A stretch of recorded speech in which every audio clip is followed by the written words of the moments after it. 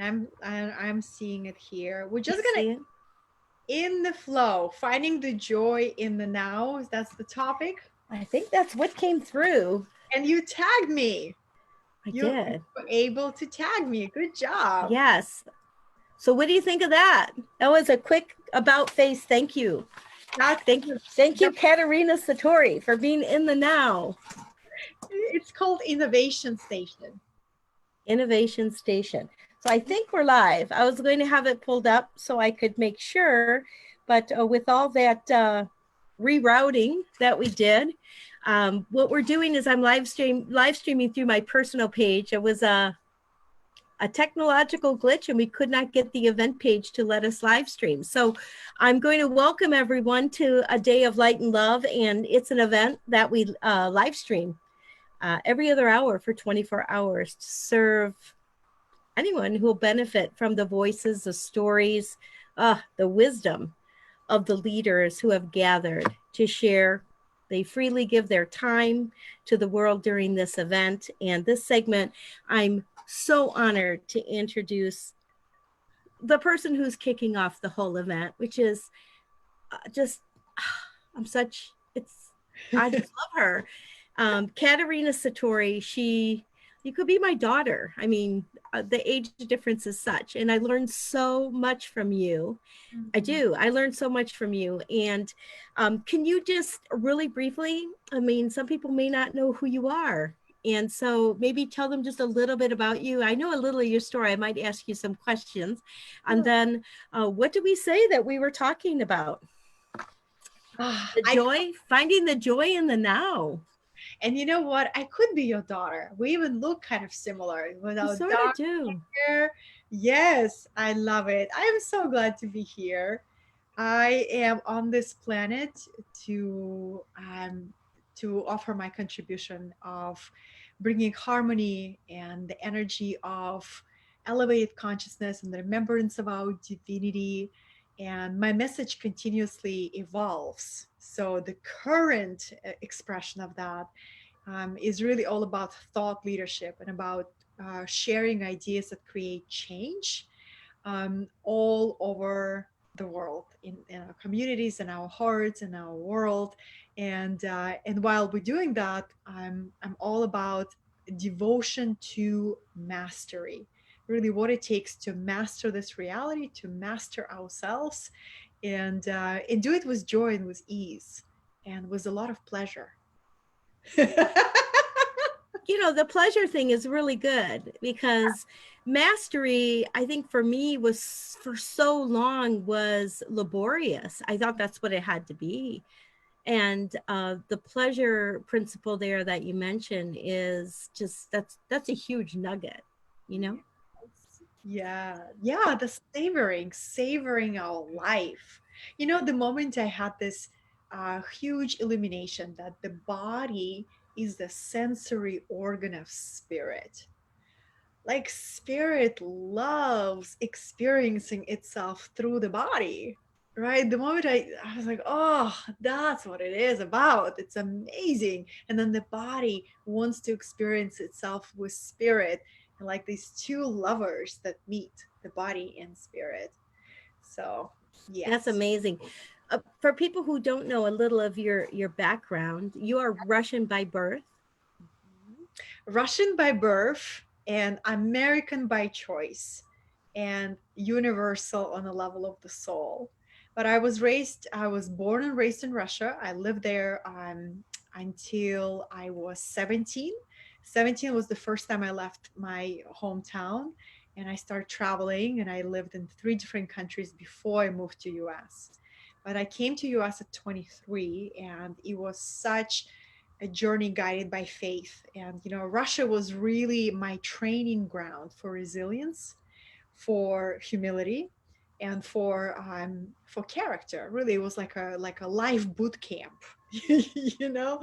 And so when but I didn't feel like this deep connection. I felt this. I had this intuitive sense that my life will unfold in a different land. Hmm. So it took a lot of patience to trust that knowing. And when I came to US, from the very first walk in the neighborhood, I had this body awareness. This is my land. This is where I get to open up my wings and build my life. So I put everything on the line. I was able to secure this student exchange visa that required a lot of resources and a lot of courage and risk. And it was a big gamble because they could have denied you visa and then you have nothing left, right? But I was always had this guidance by spirit and faith and taking these risks in life, right? And seizing opportunities, but guided by faith entire time. And I remember Spirit opened the doors, and I came to US, and I literally had $3 left to start my life, and I had a job waiting for me. And my very first job was housekeeping in a hotel, and that was my beginning.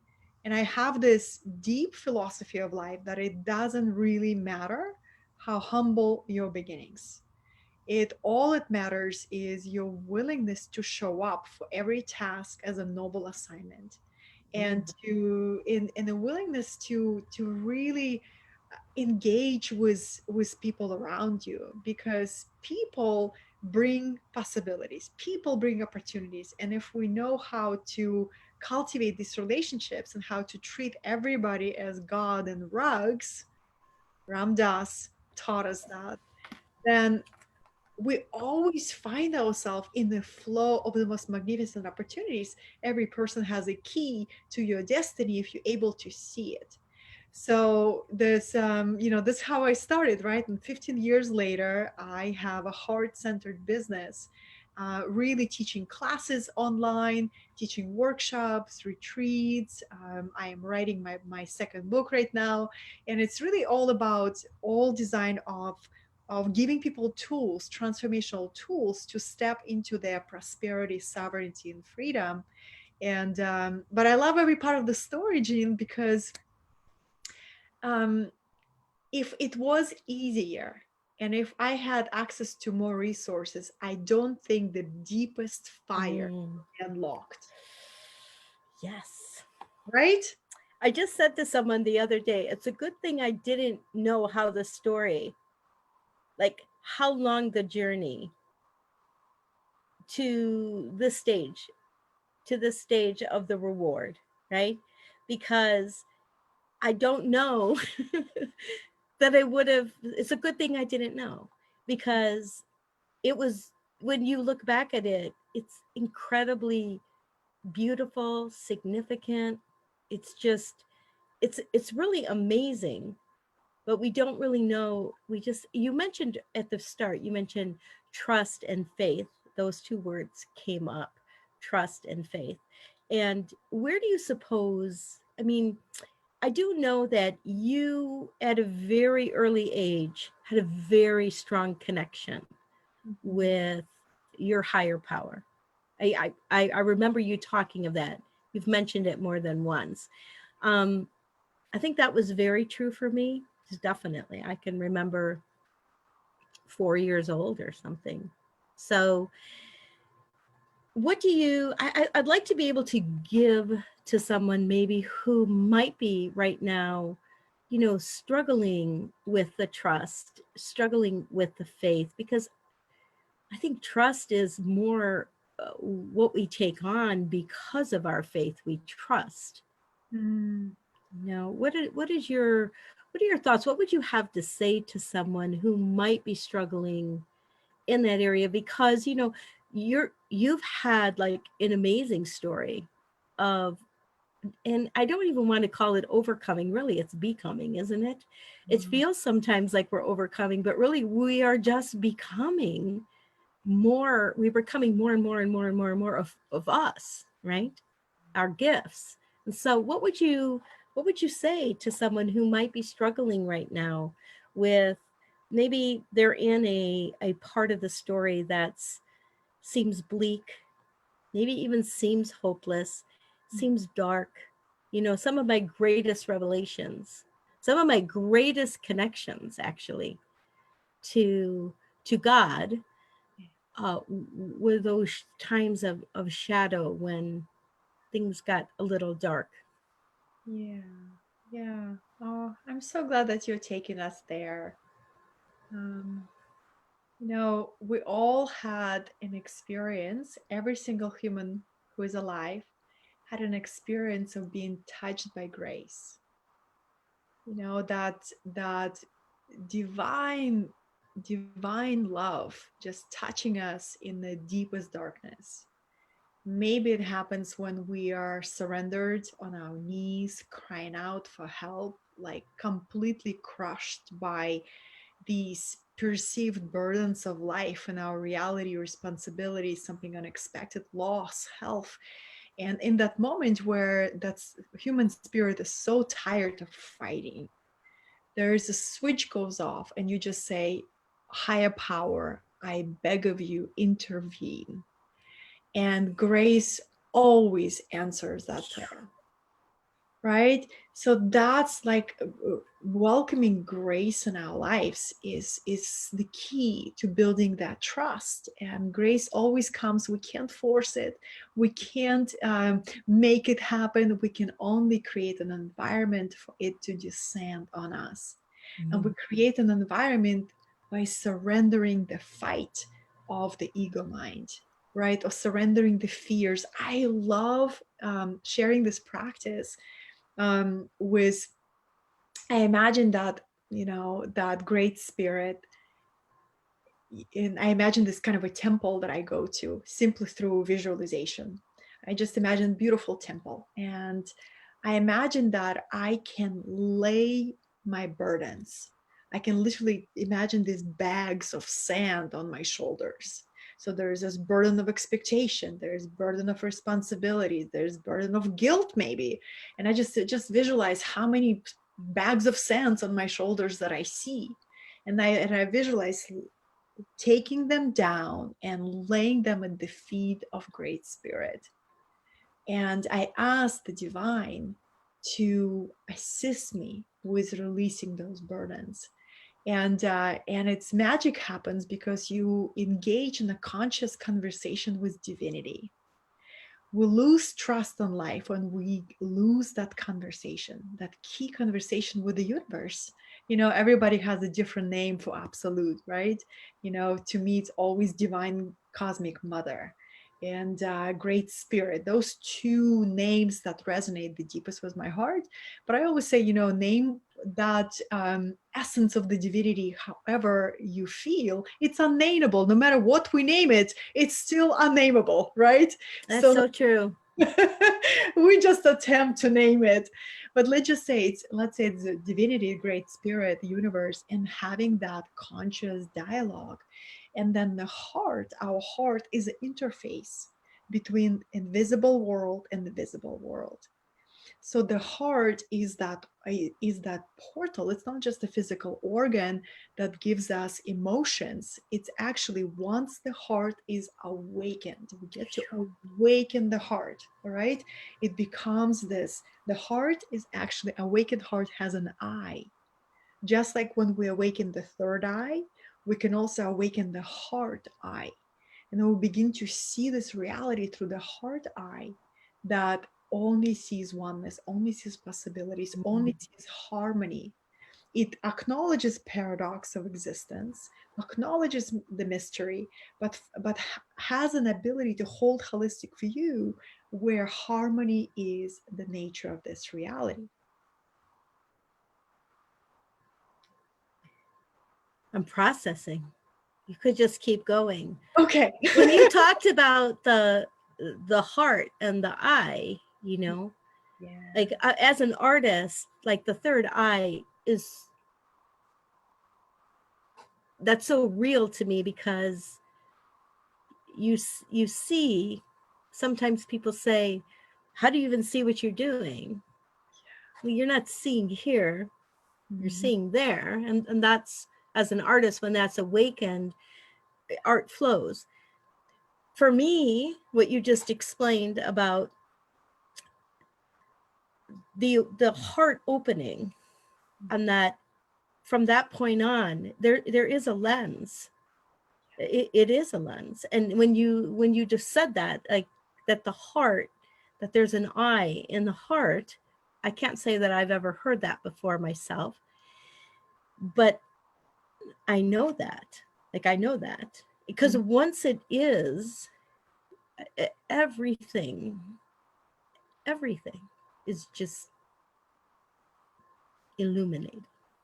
Yes. It Yes. is. It's not even different. It's just illuminated. And you do see the oneness, and you do see the, I loved when you were talking about your story and you were saying, you know, your first job was working, I think you said in a hotel, right? That you were like housekeeping, right? Like the greatest, you know, Christ talked about the greatest of these is the least of these. Mhm. And that's a recognition in his words of the, just the humility, the beauty inside of the humility. Like any position that someone has in life, there is a beauty and a significance to it that's very, it's great. And I think when you talked about that with the heart and the eye, I think that that's really what gets illuminated. You begin to see the beauty. You know, I often say to people, a lot of people are very into social events and all, you know.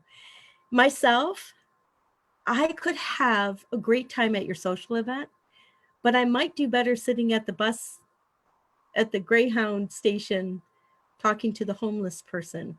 Mm. Their, what they have to offer and their perspective and their view and how they arrived there and the story of it. Do you know what I'm saying? Like there's such a beauty. And when Mhm. we stop to see that, and sometimes when we're in the shadow, we're in the beauty, Mm. right? We're in the beauty because there's so much wisdom. I think what happens is it brings us down Mhm. to kind of the basics. It removes all the social trapping and gloss and glitter, and it just, you just get to the fundamental energy of who you are and what is important. There's such a, it's such a clarifier. So thank you for that, Mhm. defining that, because for me, like I had never heard that, but I think I recognize that in others. I could always tell when someone has had that heart opening. And you know, sometimes it can be like again, the it's the struggle. I think of my own husband, who I just, you know, I, anyone who hears me talk about Denny, I just adore Denny. And I'm so favored to be able to be partnered with him in a life journey. It's amazing. But he had a stroke 10 years ago. That oftentimes, I mean, the stroke was financially debilitating to us because we were partners. But here's the thing, so many times we talk about how how much more we advanced in our connection to who we know as God. You were saying it's very difficult to define. I don't like to use terms because what it means to one person another, but the idea is that we grew so much in that way, Mhm. but we would never, I just don't see that it would have happened without that shadow experience. Yeah. Yeah. I call it the dark beauty. I love You that. yeah, when the spirit gives you this gift of dark beauty, it is just so magnificent. And we just had the solstice, right? Where we're really reflecting the value of the dark and the light, and that they both amazing catalysts, Yes. amazing catalysts of both. I don't know for you, but I think in my life, I ran from the dark a lot. Mm. I just felt like it has to be light, it has to be light, it has to be light. There's Mhm. no light if you don't see the darkness, Mhm. right? Yes, and you can't run away from your own shadow. It's You can try, it sure chases you, doesn't it? it does. It does. It really does. It does. It does. What? So if you are someone who's watching this, and you are going through a time, and sometimes I have to say there have been times when I have felt alone Mhm. during during a time that is traditionally festive, or at least it's depicted. You know, there's a lot of marketing around Christmas, and you know, I like to celebrate like the meaning of Christmas, which to me is love. It's the birth of love and grace. I love that you spoke of grace, because for when I look at, like, historically, that's where the shift happened, was that birth and the grace that came through Christ's teachings. But I want to ask you: was there a time in your life that you spent as an adult or a young adult, that you might be in a position as someone, and what would you suggest to that person who might be resonating with a feeling, maybe that their their faith is wavering, maybe their faith is strong, but they just have to endure, right, and push through? What words would you offer them? Hmm. I would say, if you are on this planet and if you are alive, you there is assignment waiting for you. Mm. And it's just like in the book Alchemist, like we each have to find that treasure in our lives. And in the times where it appears like nothing really happening or we lost our way, I always invite people to remember, that deeper dream, and to find a way to rekindle that fire. I use visualizations a lot because there's a power working with your imagination, right? You create new connections between the head and the heart. A lot of times what looks like things are dark, we're losing our ways because we disconnected between the mind and the heart. So there is a broken communication, and it just reflects in what appears like brokenness in our lives. So when we repair the communication between the heart and the mind, we begin to see things differently. So I would offer this exercise, very very simple, where you sit every single day. Just start for 5 minutes, and you ask your heart to grow. And you can add visualization by imagining a flame, like a candle flame. Like, I'm going to bring flame. So, there's so much power in working with the elements. So, imagining a candle flame in the middle of your heart. And at first, it might be just like a tiny little flame, but every day you visualize that flame to grow and to grow and to grow. And you asking your heart to awaken, you asking your heart to grow. So it's a very intentional exercise that can open up new vision, new possibilities, new sense of aliveness, and it's such a nourishing experience because you'll begin to feel your heart again. And once you begin to awaken that sense of aliveness within, you begin to see your life, you begin to see the sense of hope and the new possibilities and new future. I it's interesting, Janine, because I had such a pure connection with spirit, from very, very early age. And I have decided to incarnate in the world of illusion, like every single one of us. And this Maya illusion is very strong. It's designed to get us into forgetting. So my pure connection with spirit got I got lost on my path several times and went into this underworld of darkness. In order to It's almost like the bigger the capacity to hold the light, the deeper you get to travel into the underworld. So you have the contrast, the deeper the bigger the branches, the deeper the roots, right? So passionate about this. That's But good.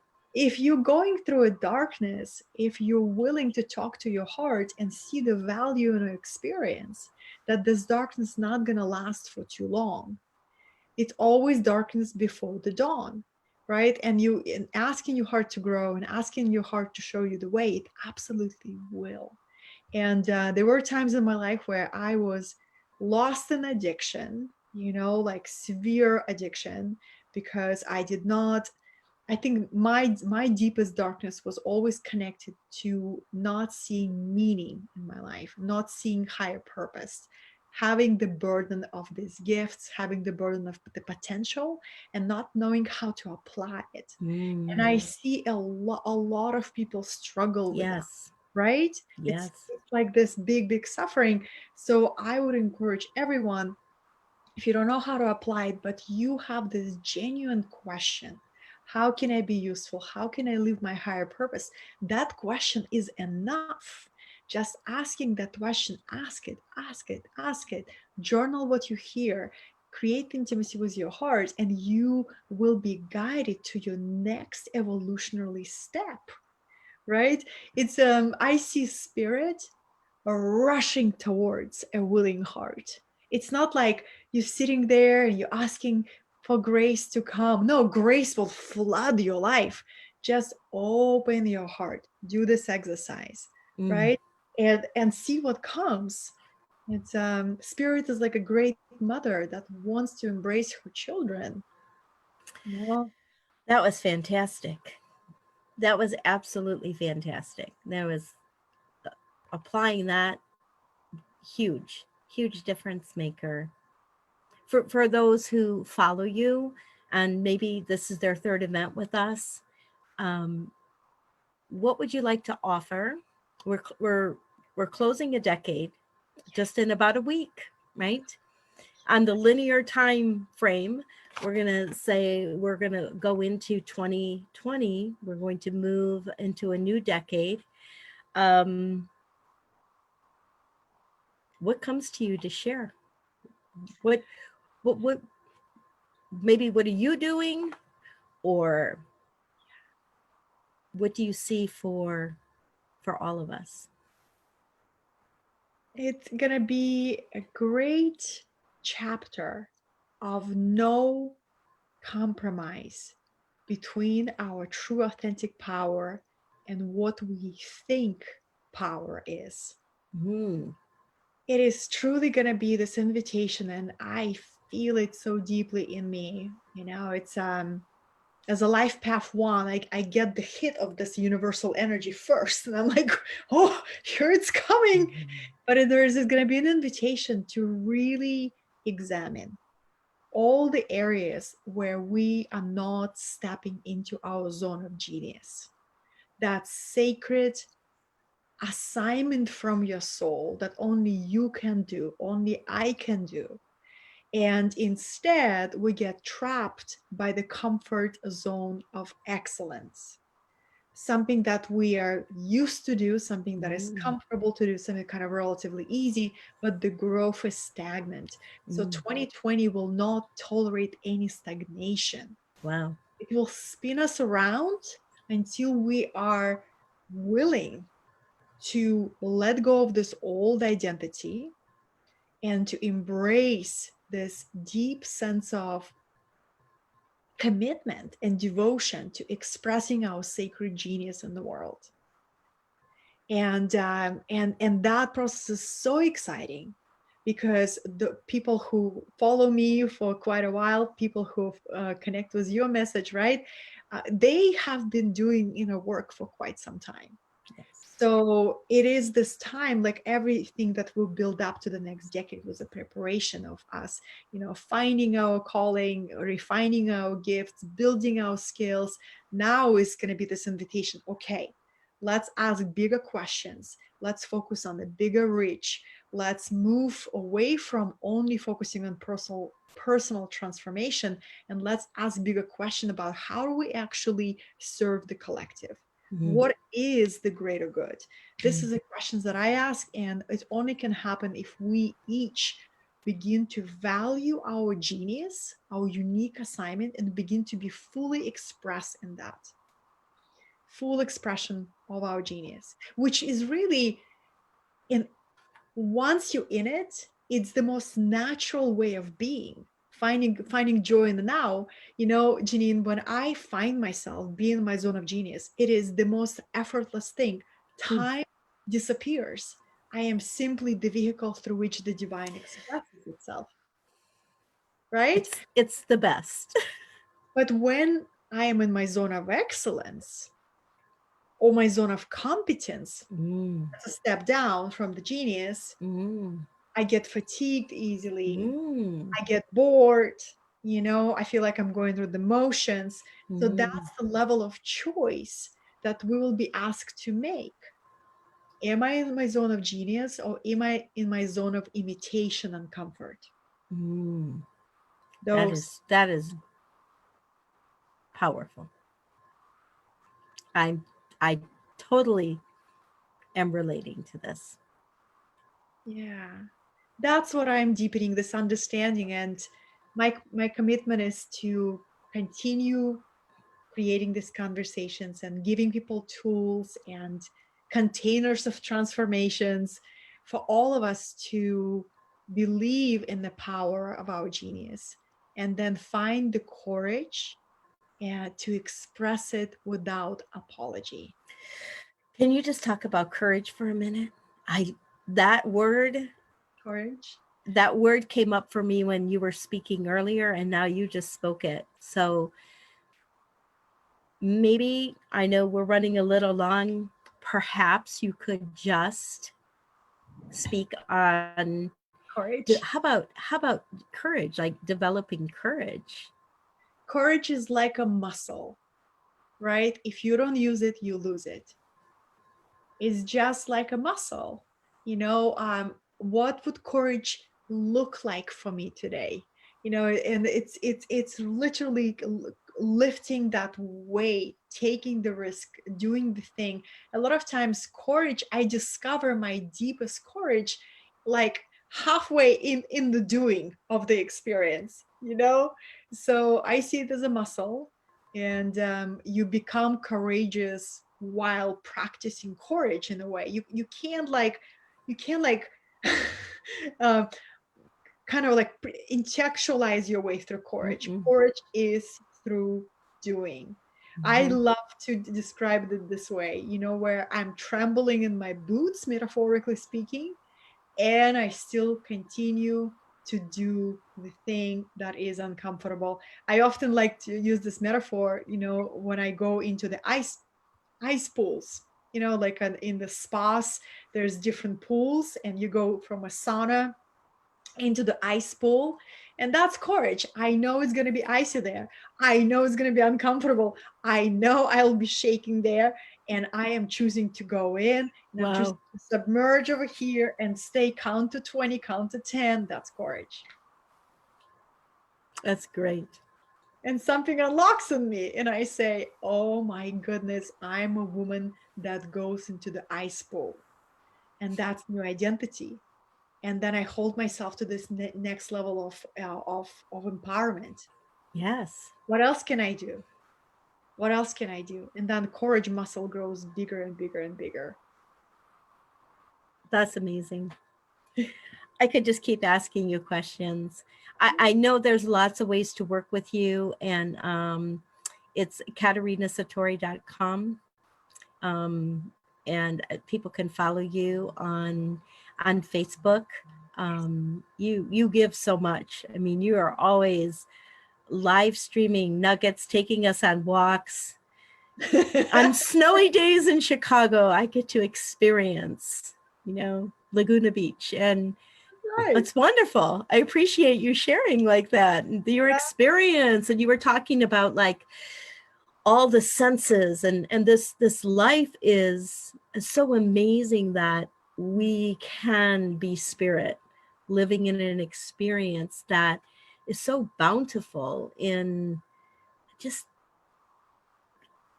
just enjoyable. I mean, we just have to remember that there's so much here that Yeah. can be beautiful, and it can be enjoyable, and it can be ecstasy, and it can all of those things. And you embody that. You definitely embody that. And I love people who there's no disparity in the walk and the talk. You definitely, you are who you are to me, and that is such an embodiment of integrity, which is, I think, an amazing example Mm. for all of us. It's an amazing example because I think so much of our lives, we're almost reared culturally, we're reared to take on like beingnesses that aren't a fit, they're not authentic.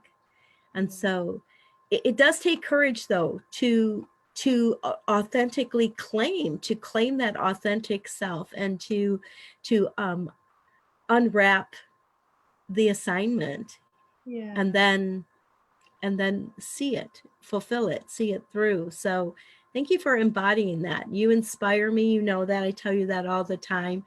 And yeah, so I hate signing off. It's like the worst feeling in the world. I'm not good at saying goodbye. It's always like, catch You're you so later, sweet. You're right? so sweet. Catch you later. Catch you later. Thank you for the gift of this beautiful conversation.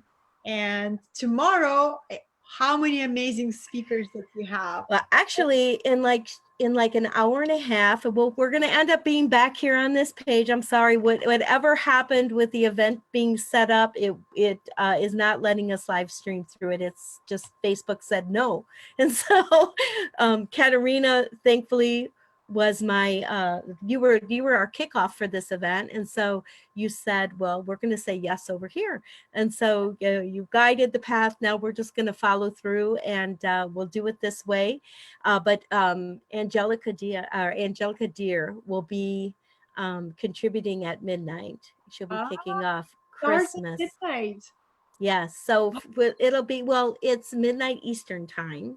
And so that we try to keep it in Eastern time for people to be able to figure where in the world, because we have contributors all over the world. This is just some of the stories that people are going to hear. I mean, I'm humbled at the when you spoke of courage, and you spoke of Mm. just the becoming and the overcoming and the choosing, the choosing, and leveraging the shadow to fulfill an assignment. There's some voices here that are going to be heard that I'm humbled to be in your presence and their presence. So thank you, just Thanks so thank much. you, thank you, and thank you, and a very Merry Christmas and a Happy New Year. I'd like to sing the John Lennon song right now. Yeah. Really, I would love to play it. I don't know. I thought about it, but I'm like, I don't know if Facebook will even allow that. They'll just cancel all the videos because we don't have the copyright or the infringement or whatever. Yeah. So, but yeah, John Lennon, that song that he sang, make it a good one Mm, without any fear. mm, So, a mm. happy new year. So, thank you so much. Much love. Love Merry you. Christmas. Merry Christmas. Mwah.